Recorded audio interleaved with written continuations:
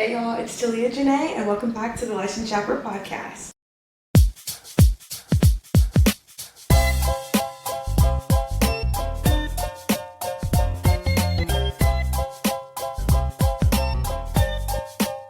Hey guys, welcome back. I hope you guys have had a good first day. I hope y'all's Monday's going good. And y'all are here with me and listening with me. So, of course, it's going good. It's going better than it was before. Okay, today we have a lot to get into. We have so many things that happened in the reality TV space last week, and so much that I want to talk about with you guys as well. But first, I'm going to do it a little different today. We're going to start off with reality. We're going to start off with the reality recap, and then we're going to go into the topic of today. I know some of you, I know some of y'all don't watch a lot of reality TV, so just skip ahead. Just skip ahead. Stay here, but just skip ahead a little bit. But for all my girly pops that love reality TV, this is for y'all. I'm ready to break down all the crap that went down this week or that went down last week with reality TV because a lot happened. Okay, and we're going to dive right on into it. So, firstly, we have to talk about the Summer House Part 2 reunion because, you know, because as you guys know, Summer House is my favorite, like, all time favorite reality TV show. And this reunion has been highly awaited for me, and I've been waiting for this for a long time. So I can't wait to talk about what happened in part two, and let's just like get into it. So first, I want to say I find it very interesting of how Amanda.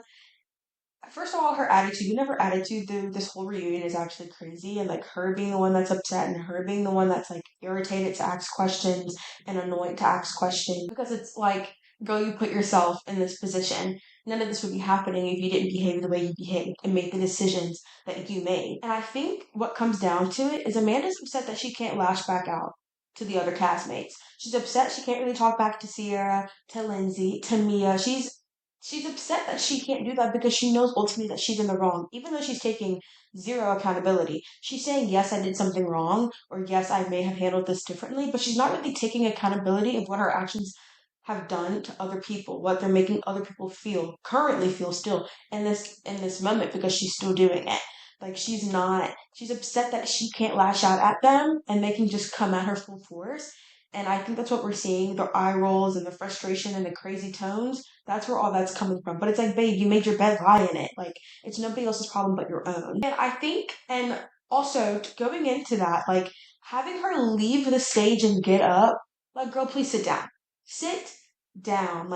Literally, I'm so happy Lindsay was because of course, Kyle's really trying to Kyle loves Amanda, right? Kyle was with her for 10 plus years. He loves her. And every time they say something, he was like, okay, guys, let's let her speak. And it's no at the end of the day.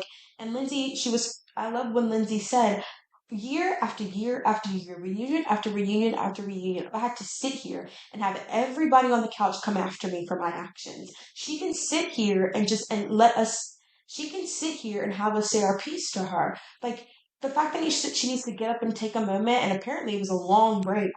Girl, you're not exempt to this. This is what you get when you behave like this. And Lindsay had to take it every year. You can take it too. I'm happy she said that because Lindsay did. Lindsay took that as a champ, took it on the chin, went into the next season, and got beat up again for it. But you never saw her once get up. Ever. She never once got off that couch. And Amanda feels like she has that ability to do that. That's crazy to me. And even when they were talking about how Andy asked the question, how do you feel about Lindsay and Carl making a post or monetizing off of this? And she was like, yeah, I really wouldn't appreciate that. I wouldn't do that to her and Carl. And it's girl, first of all, first of all, they weren't making fun of you, they were making fun of the meme that was the Carl is a mess. None of this really had to do with you. And second of all, when Lindsay was like, I've been on the stage for 10 plus years, I can do whatever I want. And she was like, I've been on the stage for the same. And Lindsay's like, yeah, but I'm not sleeping with my best friend's ex. So what are you talking about? Something is warped in her mind, and I don't know who coached her to come on this season with all this angst and animosity, but she needs to chill it out. It's looking so bad for her, and it's making me it's really making it hard to watch her on In the City because it's how do you move like this and you feel okay with doing this? It's just crazy. of how she's moving and how she's feeling. She's valid in her feelings. Girl, you're not valid in that one feeling. And I love when Mia was like, when she was like, I felt embarrassed. When Amanda was like, I felt embarrassed that I had to tell Sierra that I'm falling for Wes when he's kissing other people. And Mia's like, yeah, because it's embarrassing. I love Mia. She's so funny. She's like, yeah, girl, because it is embarrassing. That's embarrassing that you're falling for a guy who's sleeping around with all of New York. It is embarrassing. Like, you should feel embarrassed by that. That is a feeling that is valid that you are feeling, that you should feel. Like, I love that. That's so funny to me because she's just getting it slammed back in her face. And all claps to Dara. Dara deserves a round of applause. Dara was making some beautiful, beautiful points. And I think we need to take what she's saying and believe it because, first of all, Dara was friends with West. Not only friends, but exes with West. She's dated him. She knows him better than anybody probably on that couch. She has the most history with him. And for her to be like, West likes to be with women, or West likes to be with women that will give him the ability to be the main character in the relationship. He wants to be with someone who is weak enough to take that back seat so he can have the front seat and he can make the decisions. That's the kind of relationship that he strives for, that he wants. And Amanda, if you are willing to take that backseat for this man, that your feelings will never come before his because he likes to be liked. He wants to be liked to everybody, and that is what his main priority is if he is liked by the public and if people are happy with who he is, he thrives off of people liking him. And if that's the kind of man that you want to be with, then be in this relationship. The same thing Sierra was saying was like, Amanda is insecure enough to be with a man like that because she will take the back seat and she won't call him out on his crap. But like I loved when Sierra was like, it's historically known that Amanda is insecure. Like we all know that. That's just been her storyline for season after season. And you know what? Like that is true, and that's why Amanda cried on the first part because people have always seen how insecure she is, but it's really showing now. And it's like for you to be going from a marriage where you took that backseat and you had someone who was such a people person who was just wanted to be in the mix so much, you wanted to give out and you hated that. And now you put yourself back in a relationship that's exactly the same. Like I think women like it's such an important thing for me for women to stand on their own and be independent away from their relationship. That's why I talked about it, what, a week ago, 2 weeks ago, because it's so important. And you can see just by looking at Amanda, the kind of woman that she is and the kind of relationships that she apparently finds herself into with a man who has so much power over her that she will take that backseat, knowing that she's an insecure person and being okay with that position. And having Dara say that to her, and she was just like, yeah, that's all you have to say to that? Like, that's all you have to say to that. And for Wes to agree, Wes was like, yep, that's basically it. Like, you summed it all up. Like, he did not once deny it, or he's not once saying, you know what, that's probably what I portrayed before, but I'm going to do this differently with Amanda. He's not saying that at all because he knows it's not true. And he knows that he's not going to change for her. And it's just a matter of time, ladies and gents. Like, I think now we're seeing them like in Rome and like looking like that they're like an actual couple. But I think we have to realize that like he gave everybody that he was with good months and good times. You know, that's why Sierra was talking to him for so long because they had so many good moments together. Where like they like he said it felt magical with Sierra. He gives those magical moments. He's going to give that. It's just a matter of time before those magical moments stop. And if you really want me to believe that right now in today's moment, West is not talking, dating, sliding up into somebody's DMs, liking a girl's Instagram story, that's crazy. That's delusional, and I'm not going to think that. We know what kind of man West is, and that's just how he is, and he's going to be that way with whether it's with Amanda or somebody else. Amanda's no different, and I can't stand when women think they are the exception. Babe, you're not the exception to anything. A man will stay a dog. He has to learn to not be. You cannot tell a man, you cannot teach a man to not be a dog. He has to take that responsibility on his own and say, you know what, I want to be better, not just for the women in my life, but for me. And until he does that, he's going to dog you out too. So for women to think that they're the exception is absolutely insane. That's what Amanda thinks.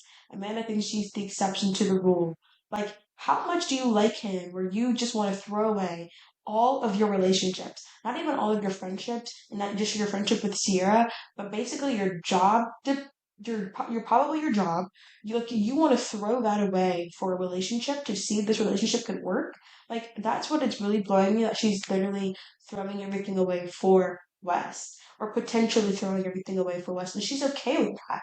That's crazy to me. Is Wes that big of a prize? Like she sees Wes as that much of a prize that she will throw away that for him. I think that's crazy for support that you've had for so long, for people that have supported you ins and outs, like, and she's okay with throwing that away for a relationship with West. It's crazy to me. And I don't want to sit here and be on the train of she's being manipulated. No, she wants to be in the position she's in, and she's okay where she's at. And it's just a matter of time before, slaps her back in the face. So that's just what you have to do with women like Amanda. And I think it's very important also to what Dara said about like Wes wants to be the main character. If we go back to Wes's first season on the couch at the reunion, and they're basically saying you have this beautiful girl, you have this beautiful woman, Sierra. She met your parents loved her, your father loved her, and your brothers, you took her to your brothers and to your brother's wedding, and you seem like we have all of this, but you don't want to do it because you were saying that on social media you were being just attached to Sierra, as in like, oh, a guy for Sierra, a guy for Sierra, and you wanted to just be West, and you wanted that so badly to have your own individuality that you pushed this relationship aside that you said was magical because you wanted to be your own person and you wanted to have the spotlight on you and not on y'all. Like that just shows and proves Dara's point. If he wants to be that person. He doesn't want to be attached or associated with someone else. And it also goes back to and it also connects with like Sierra's conversation with Miha in the dressing room. I think that's one of the best things we saw in that reunion because it's going to go into the third part. And um but seeing Miha literally on the phone be like, yeah, every time he was out at the Hamptons of the summer of 2025, I was at his house. I was at his apartment, building his furniture, which is crazy. Building his furniture, being there, he would come home to me, telling me that he loves me, that I'm his girlfriend, and, experiencing this with him. And then the night before he went on Watch What Happens Live this year, she was over there, made his tie, like, they were together. They were in a relationship. Okay? You don't tell someone you're dating that you're not in a relationship with that you love them. You know what I mean? And having her sit there and be like, and he just tossed me to the wolves and wasn't there for me, and having her cry, like, that is a woman that was told something differently by a man. And she feels like she's just been left in the dust. Like her saying that he said that, oh, they can't be like exclusive or like post each other or anything like that because I could possibly lose my job. Like Wes, please be so for real. Like we've had so many people on relationships that have been outside the Bravo universe on Summer House and be there. Paige, Carl, Lindsay. Like you don't need to be on the show to keep that relationship. And for him to say that, that just shows that he's just been lying to her, lying to other women. And for Amanda to be okay with the fact that he was with Mia and to also like be a side chick is crazy to me. Like the whole thing is crazy, and I can't wait for Amanda and I can't wait for Sierra and Kyle to like pull out that timeline. So I think it's very important, and then his relationship with Mia is very important because he's doing all of this while dating Mia, but then kissing Sierra at the summer house, but then also telling Amanda he has feelings for her, and then also dating other girls in other towns. Like, sir, like he's a dog, bro. And I don't know, I don't like to pull out names like narcissist or manipulator or anything like that because that's like very personal attack on him. But he is a dog, and I don't have a problem saying that. And he likes to mess around on women and thinks he can get away with it because we put this label of him how he's such a charming guy, but he's taking that and using that to his advantage. So I really, really can't wait till we see and what that piece with Miha, like what that does for part three, because I think that's very important. And I can't wait to go fully into that. And then like something else that they need to clarify, they were like, oh, we slept together after the statement. Which statement? Was it the statement of saying that you and Kyle were separating, or was it the statement saying that y'all were dating? Like, which statement did that happen in? And the fact that they didn't clarify, and I feel like they're being untruthful with that, I think it happened way before, to be honest. Like, It happened way before then. I didn't think they had enough respect. Like all of a sudden, you have enough respect for Sierra and Kyle to say, actually, pause. We're just gonna kiss and make out, but I'm not gonna sleep with you until we make a statement. Like, please, I don't think you guys had that much respect for them. You were on a jumbotron at the Yankee Stadium making out. Like, I don't think you guys have that much care or respect for them. You have no respect for them from these actions. Like, please bore me with the details. Like, I don't believe that. And I don't think anybody really believes that. And they're so focused on this timeline that they think this is what's going to prove their innocence. You are guilty either way. Either if it comes out saying that your timeline is completely true, you're still guilty. If it comes out and saying your timeline is completely false, you're still guilty. Like, you don't win in any of these situations. It doesn't make anything better. And for them to think like that would make it better is crazy to me. Like, where do y'all think y'all are at? Like, in no way or form, shape or form would that be okay. But that was basically it for part two.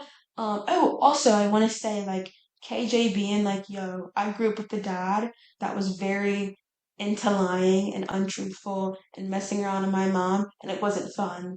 And to see you do that to Sierra, to someone who doesn't deserve it, no woman deserves that, but to see that to her and she doesn't deserve that, and for you to be so okay with those actions, like, that's a problem, and I'm telling you, that's not fun to be around. And Wes being like, yeah, I would love to have a conversation off camera. No, have a conversation now. We're at the reunion for a reason. Have the conversation now. Or Sierra, or even Amanda being like, that's a private conversation that me and West had. You're at the reunion. Nothing is private. Like, you're talking about what was going on, and you don't get to have that and be like, oh, it's private. No, actually, screw that. Like, it's not. And it's not okay for you to keep saying that. Like, who is making them judge and jury? They get to say what they want to say, what they can't. That's driving me mad. Like, you don't have that right to do that. Like, at all. Like, that's crazy. But that was basically it of the Summer House reunion of the part two. I can't wait to see how this all wraps up in part three, and we're definitely going to talk about it and dive deep into it because it's just I don't know where this goes for Summer House. I don't know how this ends. I don't know how this goes into the next season. I don't even know if Sierra's going to come back. I don't know if Wes and Man is going to come back. I don't know how this is going to work for next season, but um, if Sierra does come back, I think it's going to be her last season. So I don't know, but we'll see. Okay, moving on to another show that's anticipated every single summer, and it probably, I think, was my introduction into reality TV. Like, truly, is my love, my pride and joy, Love Island. I love Island, and Love Island USA season 8 has started back up. It was all last week. I'm filming this on Saturday, so we have a break. And 4 episodes came out. We met the Islanders. We have some drama now. And I feel like this is, after last night's episode, it's definitely getting good. It's getting real good and good. And I'm so excited because I love Love Island USA. I didn't start UK yet because it didn't go on Hulu, but I've seen some of the clips and I'm kind of annoyed with it already. But I also just want to briefly talk about like the difference between Love Island USA and UK is drastically different when it comes to Black women on the shows. And I think this is a very important topic to talk about because as a Black woman, and as a Black woman that is, in the dating scene in today's day and age, it is hard out here for us. It's already hard, okay? It's already so hard in the real world to date as a Black woman, especially, and I'll put this caveat in here, as a dark skinned Black woman, because there's so many men that don't want to date or don't find us desirable, don't find us attractive. Even Black men don't find us attractive, don't find us desirable, and we have to deal with that on a daily basis. And for us to like want to step out of our comfort zone to go on a national, global reality TV show and date, it's even hard too. And it's especially harder when you go on those shows and no man in there likes Black women. So you're just there and you feel embarrassed, you feel unpretty, you feel these insecurities that you probably haven't felt in a long time. Come back and be like, yo, am I not, like, is something wrong with me? Like, why are men not attracted to me? Why aren't men not picking me? And that's been the story of a lot of Black women's experience on Love Island UK. You know, Men come in there and they don't want to couple up with the Black girl. They don't even look at her. They don't even talk about her. And she's usually is either left alone and gets whoever is last, or she gets immediately paired up with the Black man, which is perfectly fine. We love We love black love over here, but even that black man didn't want to choose her first. He just got left with her because the other girls didn't want him either.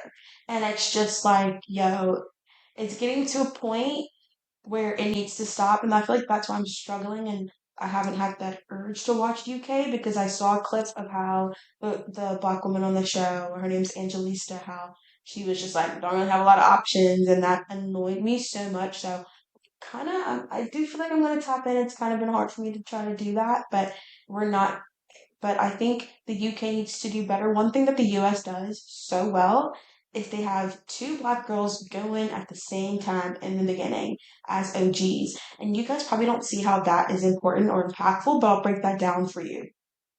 When you have, or when you're a black woman already in a space where you're probably going to be with majority white people, or you know what I mean, and you want having another black woman there, it's just like a safety net. Whether we and like really know it or not, it feels like okay, cool. Like we would be fine without it because we're so used to being in spaces where we probably are the minorities or the only one, you know. But when you see someone who looks like you're like, okay, yes, cool. Like they're just, and it's just like a comfort thing. And I love that something the USA does is we're for season 6. If we go back to multiple seasons in 5, we had Destiny and KK, two black girls together at the start. Love that. For season 6, we had Serene and Janae together at the start. Season 7, we had Shelly and we had Alandria together at the start. For season 8, we have Anaya and Trinity together at the start. I love when they do that because it's just like, bro, you see another black girl in a space. It's like, okay, bet she's gonna have the products that I don't have. She's most likely gonna have them. She's gonna have the body oils. She's gonna have the hair products. Like, it's just a comfort thing and you're just seeing, okay, there's somebody else here that looks like me. Cool. If there's something happens, there's an experience we can probably relate to. It's just a comfort thing to have, and it's so important to have in these spaces. And Love Island USA is already so diverse. Like the lineup is always diverse. Like you know what I mean? It's always diverse in the men and the women, which I love because that's what America looks like. What we watch on Love Island USA, that's what America looks like. We're a melting pot. There's different ethnicities and races of people everywhere, and I love that what the show looks like is what America actually looks like, whether people want to believe it or not. Okay, that's what America looks like. I love that. Whereas on the UK, they don't do that ever. It's always the black girl there by herself. None of the men like her, and she's just waiting for somebody to come in for her, and it sucks every single season.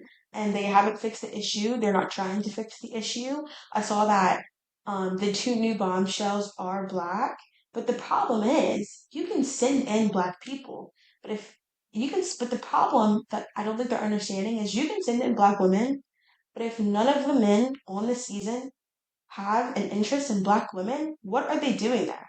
What are they doing there?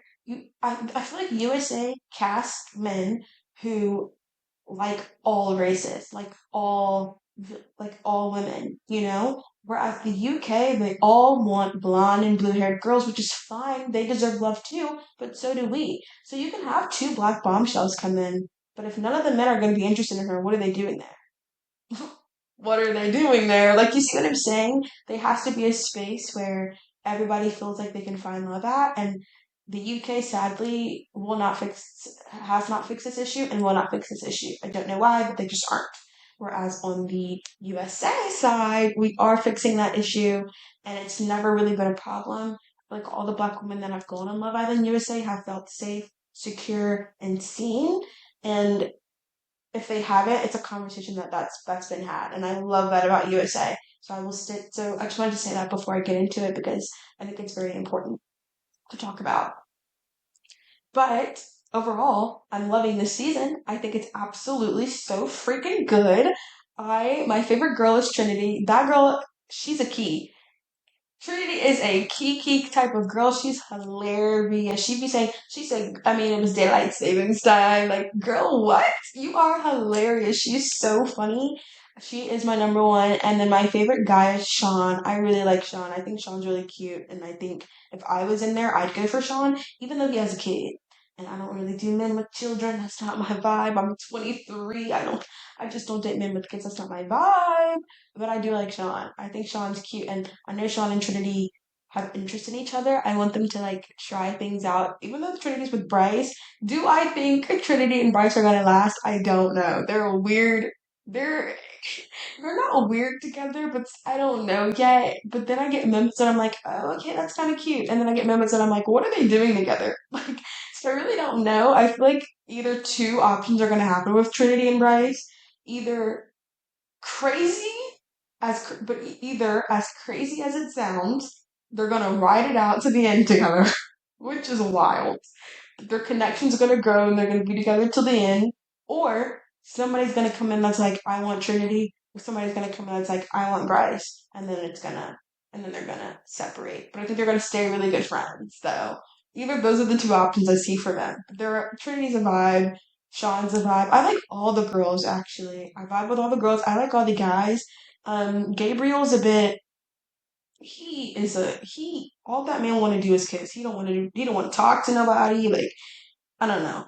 Crazy, but I like everybody so far. I think the only situation that I have a little eye roll at is the whole Melanie and Sincere thing. And child, Sincere, Sincere, your people set you up. Your mama set you up with that name. Because to name your son, Sincere, girl, you was just setting him up for failure because he has to live by his name. If you gonna be named sincere, you better be sincere. And I think we're seeing that sincere is probably not as sincere as we think. Maybe he's disingenuous. And I'm just like, yo, like Melanie and Sincere give me Huda and Jeremiah vibes in a bad way. That's not a good thing. That's not a compliment. They're falling for each other so fast. So fast. And it's totally okay to like someone. But to be that into someone and be like, oh, like closing yourself off too soon on Love Island is crazy. Especially in the first 4 days. Like you have so many people to come through yet and y'all are just locking it down. Crazy, moving wild. Sincere can't talk to Kata, and now Melon's acting like she don't know Kata's name. Katie, girl, let's not be mean girls, let's not play that game. Like, I did not like that, and I feel like their communication, and because they were just like giving it to each other, they should be honest. You can like someone a lot and be like, yeah, but it's still day two, and I'm still open, but I'm vibing with what we've got. And, if somebody walks in that's my vibe, I would love to explore that, and you should too. But until then, or even if that happens, I'm still vibing with you. They need to have that conversation because Melanie is a future crash out, and I'm calling it. I'm calling it. Melanie is a crash out. Especially seeing on the episode, on the last episode, where she was walking around the villa because Bea confronted her and was like, yo, like what you did just now with Corbin, that wasn't cool. Like, and she was like, oh, well, it wasn't on purpose and da da da da, like, and then walk around the villa talking about give me on 10, or give me 10, give me 10. Yeah, she's a crash out. I know she's a crash out. I seen it in her. The second her and Sincere had that little disagreement about Kata, I was like, oh yeah, this is a crash out kind of girl. She gonna go crazy. She gonna set this villa on fire. I just know she will. Talking about I'm from Philly. Okay, girl. And like you know what I mean? And Bea's not scared, which I like Bea. Like they're like, okay, girl, like you're making yourself look a little insane. Could Bea have come to the situation a little bit differently? Possibly. Possibly. Okay? But she's crashing out a little too much. And she's doing a bit too much. And she needs to chill out. Point blank, she's take a chill pill. She's doing a bit much. But I like everybody on the season. I think Casey and Anaya have a lot of potential. Even though there's so many people that they like each other, but they're not giving each other a shot. Like Sean said, he's into Trinity and Anaya. Go for it. I want to see those conversations, please. I feel like I'm like, how much time do they actually get in a day to just chat? Because they all keep saying this. Anaya and Trinity kissed Sean on the challenge. Talk to him. Sean, be a man. Talk to them.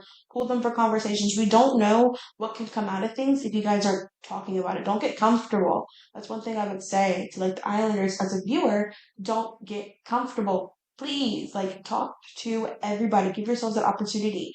Um, but yeah, Corbin came in, and I think Corbin is probably how it's gonna work. I think we've only seen him talk to Melanie, so I don't know how his communication is gonna be with other people, but he might couple up with Melanie. And that means somebody's gonna get dumped.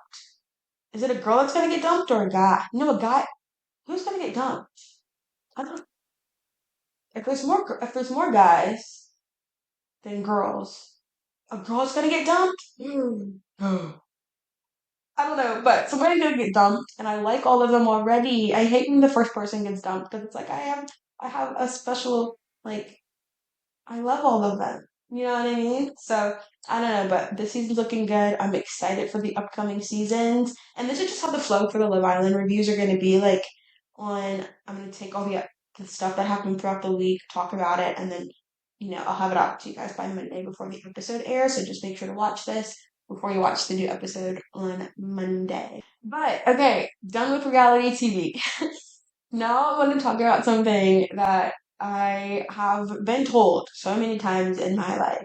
Talia, you're intimidating, you're intimidating, you're intimidating. That word has been thrown my way for so many years. I feel like for all my life I get that like I'm an intimidating presence. I don't really know what that means.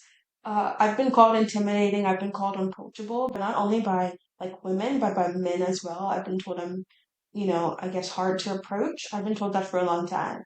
And I want to discuss that because it kind of annoys me a little bit and it kind of came up earlier in the week and I just like I kind of am so used to it where it's like okay whatever, but I need to break that down and figure out what that is because for me, I'm not gonna lie, I hate the word unapproachable. Do I think I'm unapproachable? No, but I think when I first you like meet people or when you first see me, I'm not a very smiley person. Like I'm not just like smiling in your ears, showing all 32s. That's just not my personality.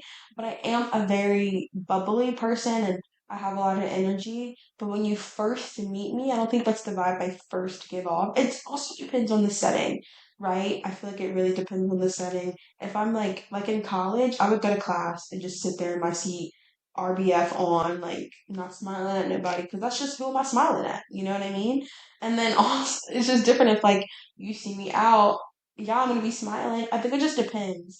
But overall, I always get the senses that I'm unapproachable and that I'm intimidating.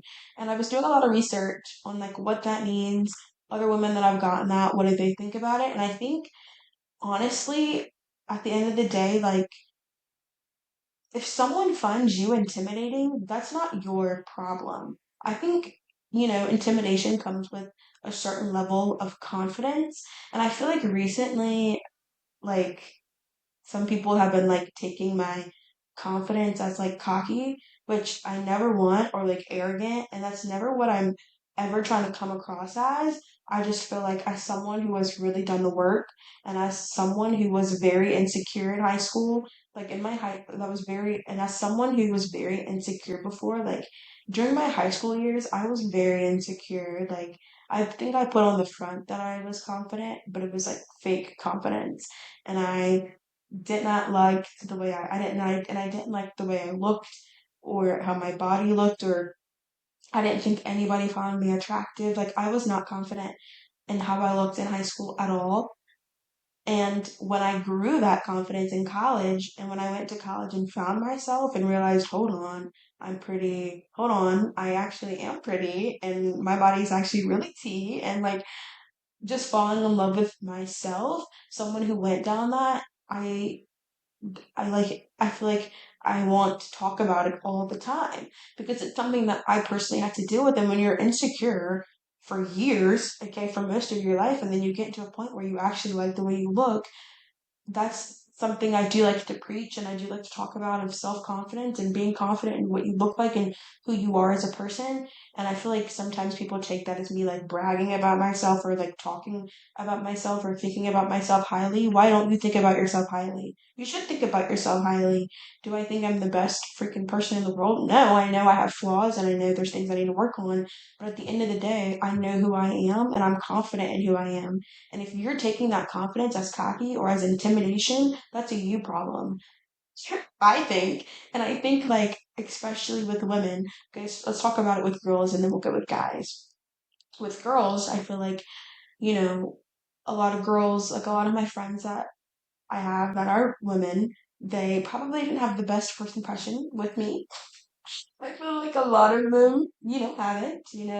My girl Ashley used to say, Talia, you were mean to me. And I thought I was just being like, you know, just me. But she's like, nah, you were me. Or my best, and even with like my best friend Victoria, like we didn't like hit it off when we first met. And I think it's just like a thing with just, and even like some of my friends now, I feel like they probably think I was a bit like off putting at first, but I think it's just like, when you step into a room, if you have a certain aura about you, I hate that word, but aura is such a Gen Z slang. But you need so much aura about you. I feel like other people can find that intimidating, or other people can find how the confidence that you have in yourself as intimidating, or portray that as you being cocky or arrogant. But it's definitely not. Or I feel like what really puts me in that position, the way I talk about myself. People are like, I feel like a lot of people, or I feel like some people feel like the way I talk about myself, and because I talk of myself so highly, and because I talk about my standards, or what I will and will not put up with, or what I think about myself, or how I see myself when it comes to whoever, I think people are like, okay, girl, you talk about yourself. It's not that I talk about myself a lot, but if you're going to ask me a question that has to do with that, I'm going to be really honest with you, and I don't have a problem with it. I don't have a problem, and everybody gets insecure at times. There's times where sometimes I feel like my body don't look tea and I look a little bloated, but that doesn't mean I'm like insecure. That just means I'm having a moment of I just don't love the way I look at the moment. But I don't remember the last time I felt insecure because I worked on it. That's something that I worked on. I've talked to you guys about this. I've really done the work and tried to switch my brain from being an insecure girl to being a confident girl, and it worked. And I love to talk about it, and I love to talk about like me loving myself now and how I view myself now to other people because I felt like I never could do that before, and I never could like do that because I just wasn't, and because I didn't love myself. And now that I do like to talk about it a lot because it's just something that I feel like really has done a 180 turn on my life, and it's the best thing. And I feel like if you find me intimidating, I feel like that's something that is it really on me, or is that something that you're feeling that I'm giving off? Because if you're just like judging me off the rip and feeling like I'm giving off this kind of energy, is it what I'm giving off, or is what you feel like you're seeing that you're lacking? Is that a crazy thing to say? I feel like that's not that insane because I feel like back when I was super insecure, I I never really found anybody intimidating, but I looked at certain girls and I was like, whoa, I wish I had that amount of confidence. I done that.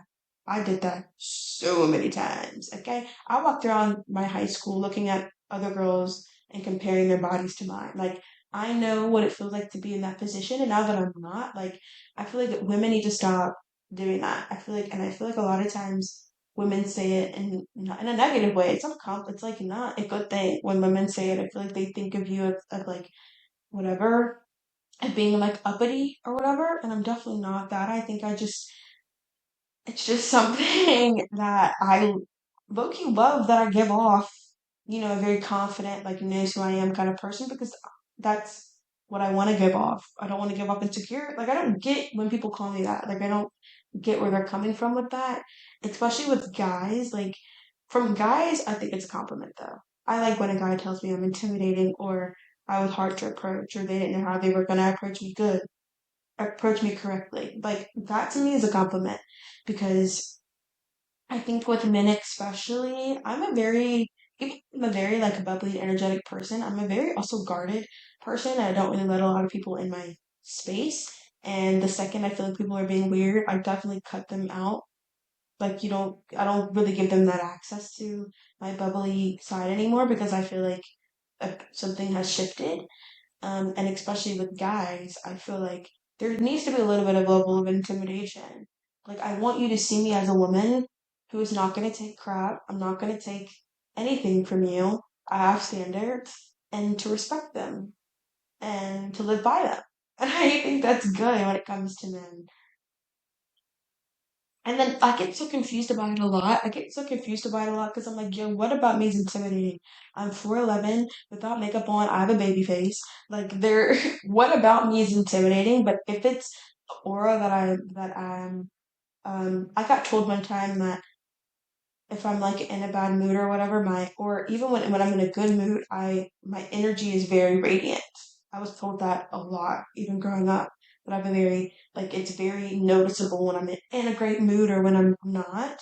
And I think if you're intimidated by that, maybe that's something to do with me. Um, I don't know. Something about that doesn't sit right with me at all. Because in reality, yo, I really just be existing. I really just be living and just be in the moment living my life. And I feel like a lot of people get the wrong idea of me when they first meet me. And it could be, it could be something I could work on. But I also, it's like, if that's your initial, is it something I said or did, or is that just the vibe you're getting from me? You know what I mean? And why? And why? I want to talk to someone who thinks that because I really wish I had someone here that I've heard that from before because I would love to see or hear from the other side of like what I am giving off because I've asked people and they've all just been like, you just have like, there's just something very noticeable. And it's like, okay, but intimidated, like, are you intimidated by me? Or, like, am I intimidating or are you just intimidated? Because if you're intimidated, that's something that that's a level of that's some sprinkled in low confidence that you are dealing with and not me. And I say that in a way of just like nobody you shouldn't go anywhere and feel intimidated or feel anybody is hard to approach. I don't think anybody is intimidating, actually, and I don't think anybody's hard to approach. You know what I mean? And it also might just come from me being guarded. That's just I guard myself. When I meet new people, I'm an observer. I like to look at the vibe, figure out the vibe of the room with that person before I, really give myself to someone, whether it's a friendship or a relationship. That's just how I move. And if that is coming off intimidating, I don't mean it, but I'm also don't have a problem with it. It's weird. I don't really know, but it's been something that's just been on my brain for a long time. Because at the end of the day, I worked so hard to get to this place of loving myself. I'm not downing it for anybody. Sorry. I don't care who you are. I'm not doing it. I took me so, and I don't think I'm ever coming. And I also like, I think and I never want anybody to think of me as cocky or arrogant because that's never the case, ever. And I don't ever want to enter that territory because that's just hard to be around. But I do want to come off as confident and portray as confident. That's the point. Like, that is very important to me. And it's not, and this time, I'm not faking it and I'm not putting it on. It's real. You know what I mean? And I just preach about it a lot because I really want women to be so sure of themselves. And I feel like there's a lot of us, even at my big age, even at my age of 23, I know women that are older than me that aren't. You know what I mean? And I hate seeing that in women. I hate seeing it on TV. I can't stand watching it on reality TV of just seeing a girl who you can tell is really insecure and is okay. It's like okay with being insecure. You know what I mean? I wasn't okay with being insecure. I hated it and I changed it. You know what I mean? And I really want women to just feel like they are that girl all the time. You should. And I try to portray that because I feel like if other people or other women see that in a woman, they'll be like, yo, I want to be that person too. Like, I'm such a women supporter.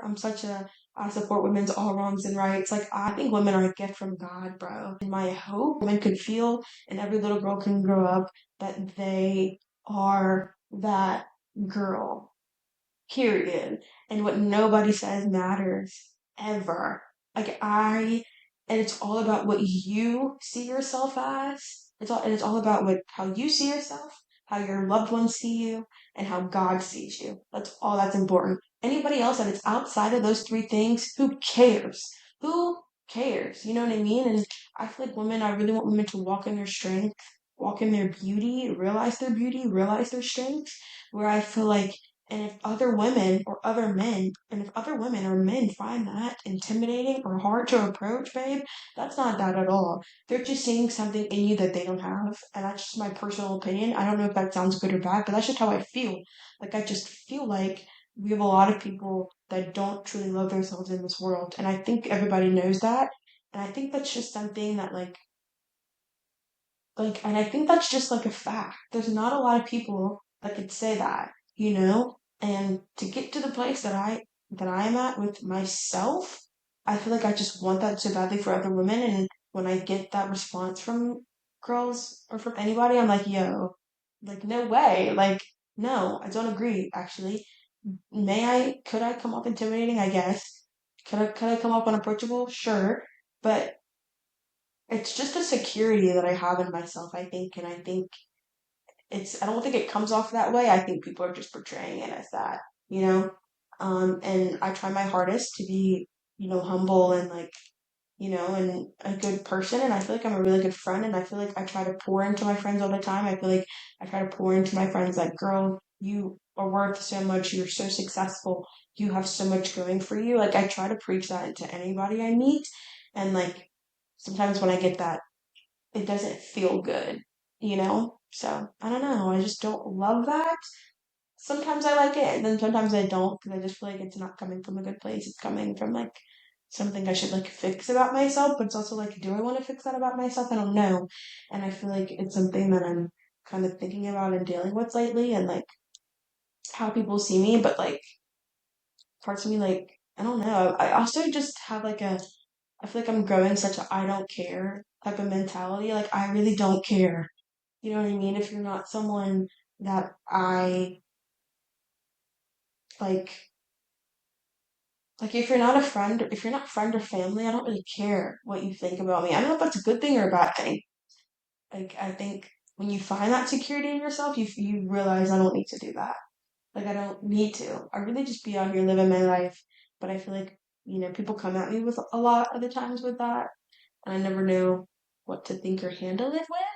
So if you know me and you're listening to this, please give me some feedback. I would love to what you would think about what I'm saying because it kind of makes my brain like take a little bit because it's like, yo, what am I doing? Because to me, it doesn't sound like a compliment.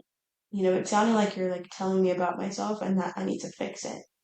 But it's like, why do I need to fix it? If I'm okay with it about myself, why do I need to fix it? So I don't know. It's something weird that I've just been thinking about that I just wanted to share because I don't know, it's just been on my brain a lot and I don't really, and I'm kind of in between the thing of like, am I okay with it or am I not? Because a part of me is like, I don't really, like, I'm low key cool with that, but I don't know if it's a good thing or a bad thing. So I'd love some input. I would love some input on that because I really, I think self reflection is great. It's like the best thing you could do for yourself, but I would like to understand more. So I don't know. I think I need to think about that a lot more and really pray on that and like figure out like is that a good thing or is it a bad thing and what that really truly means and if it is something that I should work on, how to, and if it's something that I feel like if I come to the solution of it's not my problem, it's other people's, how do I try to not to give that? I don't know. It's just something that's been on my brain and that I've been thinking about that I really feel like I need to, dive deep into and figure out. But I love that I have a strong personality. It's it's literally my favorite thing about myself. So I don't really see that as a negative. But the intimidation thing and the hard to approach thing, those two always never sit completely right with me. So I don't really know.